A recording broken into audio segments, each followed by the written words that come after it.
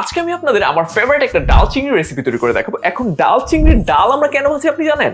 ডালের মধ্যে এর নিজের একটা ফ্লেভার থাকে, যেটা আপনি যখন হিট দিবেন এটার থেকে একটা ফ্যাট বের হয়, এটা থেকে একটা স্পাইস বা এটার অ্যারোমেটিক যে ফ্লেভারটা সেটা বের হয়।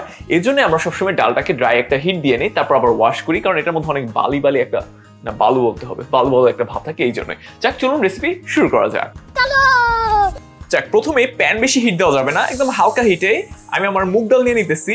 প্রথমে তো ভাই খুবই টেনশনে ছিলাম ছোটকালে, যে কোনটা কোন ডাল বুঝতামই না, কোনটা মুগ ডাল কোনটা মসুর ডাল, কালার দেখে দেখে আম্মু বুঝাইতো।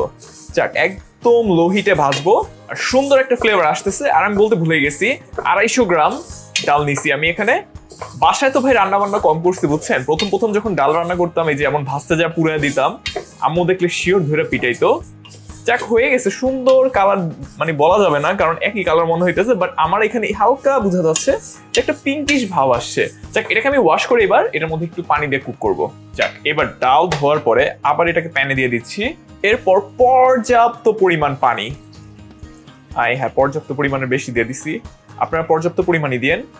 আচ্ছা যাক, এবার কিছুক্ষণ কুক হোক। এরপর আমি একটা বড় টমেটো দিয়ে দিতেছি। আসলে টমেটোটা খুব ভালো যায় এই ডালের তরকারির সাথে। আর অনেকেই বলেন কাঁচামরিচে ঝাল বেশি, আমি বলবো কাঁচামরিচে ফ্লেভার বেশি, তাই কাঁচামরিচ মাস্ট। আর পর্যাপ্ত পরিমাণ লবণ, আর হচ্ছে সামান্য পরিমাণ, বেশি সামান্য হয়ে গেছে, সামান্য পরিমাণ হলুদের গুঁড়া। সুন্দরভাবে মিক্স করতে হবে, এটা না করলেও হবে, বুঝেনি তো ভিডিওতে ভন্ডামি করি আমি। দিলাম একটা নাড়া। এবার ডালটা কুক হইতে হইতে আমি চিংড়ি মাছের চিকেন ফ্রাইটা বানাই, মানে চিংড়ি মাছের ওটা কি বলে, মানে গ্রেভিটা আর কি কষাবো। মাঝে মাঝে রান্না বান্না করলে বুঝছেন খুশিতে আমার এই সবই বের হয় মুখ থেকে। পর্যাপ্ত পরিমাণ ঘি দেওয়া যাবে না, ঘিয়ের যে দাম, একদম সামান্য পরিমাণের একটু বেশি ঘি দিয়ে দিচ্ছি। আর প্রথমে তেল দিয়ে দিচ্ছি কারণ যেন না পুড়ে। এতদিন তো বলছি কিছু হইলে আম্মু পিটাবে, আর ঘি পুড়ে গেলে আম্মু আব্বু দুইজনে পেটাবে। সামান্য পরিমাণ জিরা দিয়ে দিচ্ছি, জিরার ফ্লেভার মাস্ট, কারণ বেশি মশলা দিব না। আর সাথে পর্যাপ্ত পরিমাণ অনিয়ন চপ দিয়ে দিচ্ছি, চপড অনিয়ন, তাহলে আপনার জিরাটা আবার ওই যে ফ্রাইড চিকেন হয়ে যাবে না। এবার ভালোভাবে নাড়া তো এমনিও দিতে হবে, এমনিও দিতে হবে, তাও বললাম আর কি, একটু নাড়া দিতে হবে। শুদ্ধভাবে কথা বলতেছি আজকে আবার। আর পেঁয়াজগুলো যখন হালকা সফট হয়ে আসবে, হাফ টেবিল চামচের মতো আদা রসুন বাটা দিয়ে দিচ্ছি, সুন্দর একটা ফ্লেভার আসার জন্য। আর তারকা তারকা একটা ঝাল না ভাব হইলে বুঝছেন মজা নাই। সামান্য পরিমাণ, সামান্য না সামান্য একটু বেশি লাল গুঁড়ো মরিচ। আর আমি যদি পাকনামি না করি রেসিপিতে, তাহলে কেমনে কি 3টা শুকনো মরিচ দিয়ে দিলাম ডাল চিংড়িতে, যে আপনার আহামরি কিছু দিতে হবে না। দেখেন সুন্দর একটা কালার আসছে। সবকিছু পুড়ে যাওয়ার আগে, আমার 12টা বাজানোর আগে সবকিছু দেখেন আমার সুন্দরভাবে ওয়াশ করছি, তারপর ক্লিন করছি, দেখেন মাথা নষ্ট ভাবে। আর হচ্ছে সামান্য পরিমাণ সল্ট দিয়ে দিতেছি। সিজন মাস্ট, প্রতিটা জিনিস আলাদা আলাদা অল্প অল্প করে করবেন, সবকিছু শেষে গিয়ে ব্যালেন্স করবেন।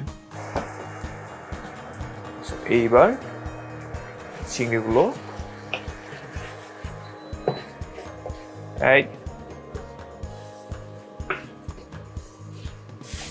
আর ফুললি কুক করবো না আমরা চিংড়ি মাছগুলো, জাস্ট হালকা একটু কালার আসলে এটাকে আমি সাইডে রেখে দিব, কারণ এটা আবার ডালের মধ্যে কিছুক্ষণ কুক হবে।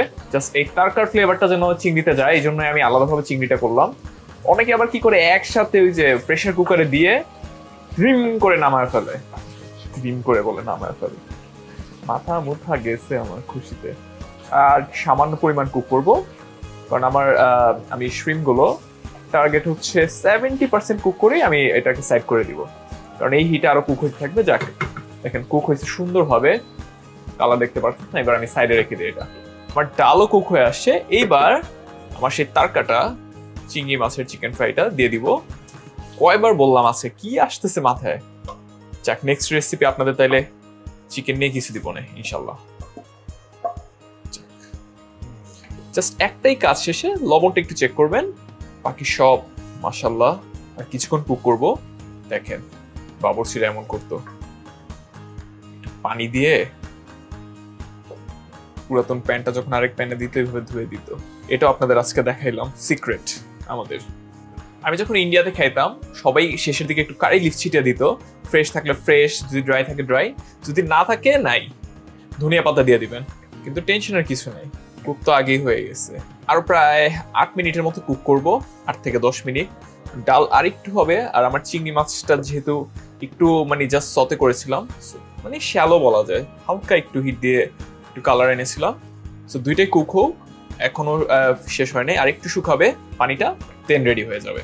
যাক, দেখেন একটা মাখা মাখা একটা ভাব আসছে, সবকিছু রেডি হয়ে গেছে। এইবার যেটা করব সবার শেষে কিছু ধনিয়া পাতা, তো ফ্লেভার পাওয়াই যাবে না।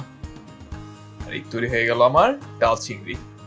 আর বাসায় এটা ভাতের সাথে সার্ভ করতে পারেন, সুন্দরভাবে একদম মাখা মাখা করে খাবেন। ট্রাই করে দেখি কেমন হয়েছে। আপনাদের রেসিপি দেখা দেখি আমি আমার নিজের ভাত রান্না করতে ভুলে গেছি, যাক দুপুর হয়ে গেছে, ট্রাই করে দেখি কি অবস্থা।